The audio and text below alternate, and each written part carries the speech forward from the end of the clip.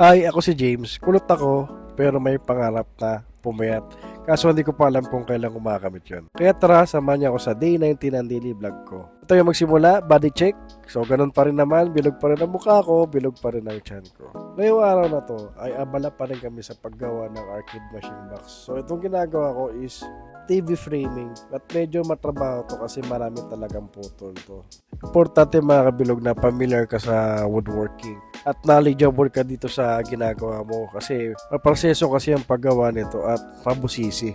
Dapat din alam mo rin gumamit ng mga tools. Hindi pwede yung hindi mo alam gamitin kasi pwede kang ma-injury or masaktan. Like paputulan ng kamay, mapatalsikan ng kung ano-anong materials or parts ng wood or any type na gamit mong materials. Hindi rin basta yung putol ka ng putol kasi masasayang yung mga materials na ginagamit mo. Lahat ng mga pinuputol ko ngayon, lahat yan may sukat. Kung ano yung haba, lapad, so dapat meron ka rin nun. Yun yung pinag-usapan natin nakaraan.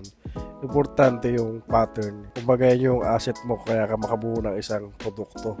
Isa din sa way at guide mo para makuha mo yung gusto mong design. Kasi sa una marami kasing trial and error, hindi mo siya mapi-perfect kasi marami kang sukat na gagawin. Lagi itong example na ginagawa ni bro. Sa una mahirap yung siding ng mismong box. Mahirap gawin talaga yan. Marami kaming take bago namin na perfect yan. Mag-aalasin ko na pala, palis na ako at goodbye kiss muna yung mga pa-baby girls ko. Papunta na kasi ako ng gym. At bago ako malis, pinunto ako muna si bro kung ano yung status ng mga trabaho namin. Almost patapos na rin naman at next day ay matatayo na itong mga arcade box natin. By the way, shoutout nga pala sa mga solid buyer natin. Maraming salamat po sa inyo.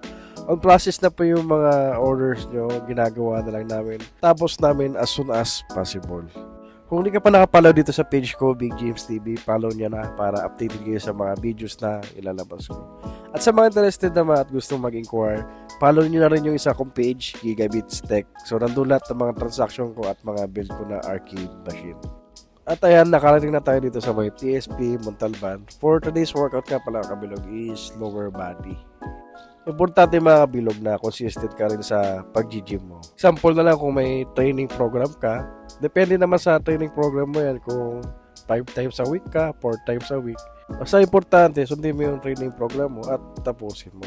Kaya ako mga kabilog, gusto ko maging consistent dito sa ginagawa ko. Kaya ako talaga mag-miss or mag-absent dito sa daily workout ko. Actually, meron kasi ako ditong sipon tsaka ubo. Medyo nahihirapan ako huminga dito konti.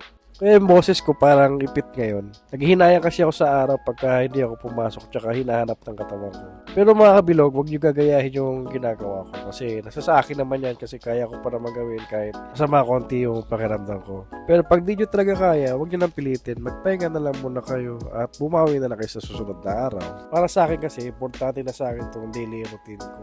At challenge ko na rin sa sarili ko na hindi ako titigil sa pag-workout hanggat hindi ko pa nakakamit yung totoong resulta ko. At dahil tapos na rin ako mag-workout dito, hinihintay ko na lang yung dalawa kong kasama na si Bunso at Bayaw. So nag-i-stretching muna sila bago sila mag-workout. At sasabay din ako ng ilang exercises. Medyo masakit na rin yung katawan ko kasi nagsumba pa ako. At ginagawa namin is hip thrust. Mga ano rin to, 3 sets at 12 reps. At sunod na ginawa ko is plank. 3 sets with 40 seconds. So yun lang naman yung kinaya ko at medyo din na kaya nakatawan ko masakit na napagod na talaga ako at nagpahinga na lang. Ginagawa naman sa akin ni Bunso ngayon is cool down. Para niya akong minamassage tsaka ini-stretch. Actually masarap siya sa pakiramdam after mo mag-workout. Nare-relax na yung muscle mo. At ayan, medyo fail dito si Bunso. Nahirapan na rin kasi ako tumayo. At ayun, bumagsak ka ako. Sakit na kasi yung mga binti ko at tuhod. Galing kasi akong lower body workout. Pero safe naman si Kabilog kahit pagod na. At ayan, bago kami umalis, nag-try muna sila maglambitin.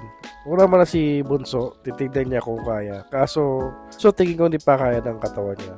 At sabi niya ay madulas to. Pero si Buntis, ayan, actually, hindi pala siya buntis ha. Buntis lang tawag ko. So, hanggang sa muli, don't forget follow my page para updated kayo sa mga videos na ilalabas ko. Kita-kits sa next videos. Bye-bye!